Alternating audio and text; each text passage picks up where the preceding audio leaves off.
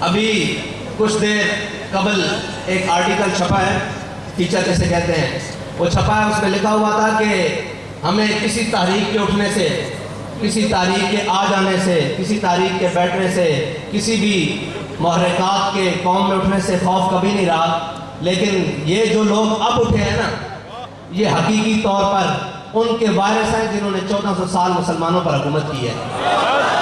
یہ ان نظریات کے حامل ہیں جو حضرت سیدنا داتا علی حجویری سے لے کر جناب علامہ خادم حسین رضوی تک آتے ہیں، اور ان کی روٹس، ان کی جڑیں وہ قوم کے بچے بچے تک ہیں۔ تو خدا را انہیں روکو۔ میں نے کہا یہ رکنے والے نہیں ہیں۔ یہ بدر میں 313 تھے، نہیں رکے۔ یہ احد میں 750 تھے، نہیں رکے۔ یہ خندق میں ہزاروں کی تعداد میں تھے، نہیں رکے۔ یہ کربلا میں 72 تھے، نہیں رکے۔ یہ جناب فیض آباد میں 150 تمہارے مطابق تھے، نہیں رکے۔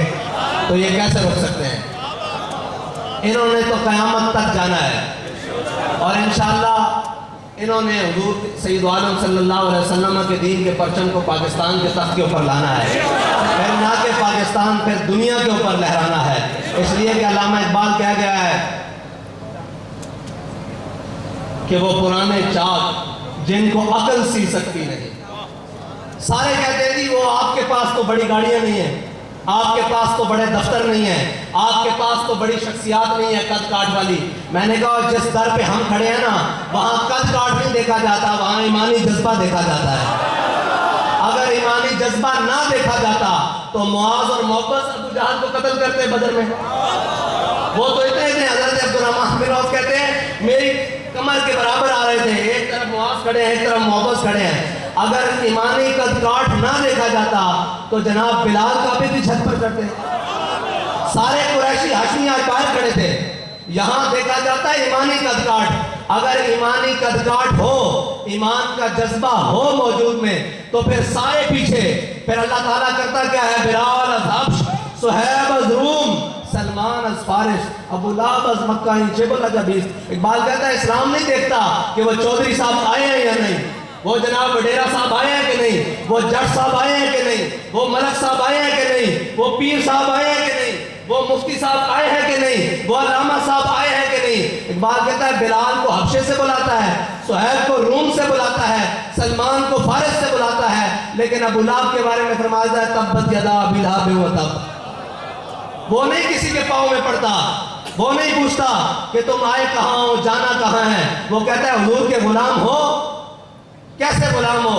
عروہ بن مسعود جب سفیر بن کے حضور کی بارگاہ میں آئے نا صلح حدیبیہ کے موقع پر، تو واپس جا کر جو انہوں نے منظر باندھا نا حضور کے غلاموں کا، غلامی کرنی ہے تو پھر اس طرح کرنی ہے۔ پھر لوگ پوچھے کہ یار بابا جی ان کو کیا کھلا کر گئے ہیں؟ شیل ان پر اثر نہیں کرتا، گولی ان پر اثر نہیں کرتی، FIR ان پر اثر نہیں کرتی، ہتھکڑیاں ان پر اثر نہیں کرتی، جیلیں ان پر اثر نہیں کرتی، کچھ بھی ان پر اثر نہیں کرتی۔ میں نے کہا جلو ساڑھے بابا جی سانو او حضور دی محبت دے جام پہ لا کے گئن، اے تاجے دنیا روح نکل جائے گی پھر بھی نشہ نہیں اترے گا، پھر حشر آ جائے گا نشہ نہیں اترے گا، کیونکہ بابا جی دس کے گئن کہ ہم سوئے حشر چلیں گے شاہ ابرار کے ساتھ، اور قافلہ ہوگا رواں، قافلہ سالار کے ساتھ۔ یہ تو طیبہ کی محبت کا اثر ہے، ورنہ کون روتا ہے لپٹ کر در و دیوار کے ساتھ۔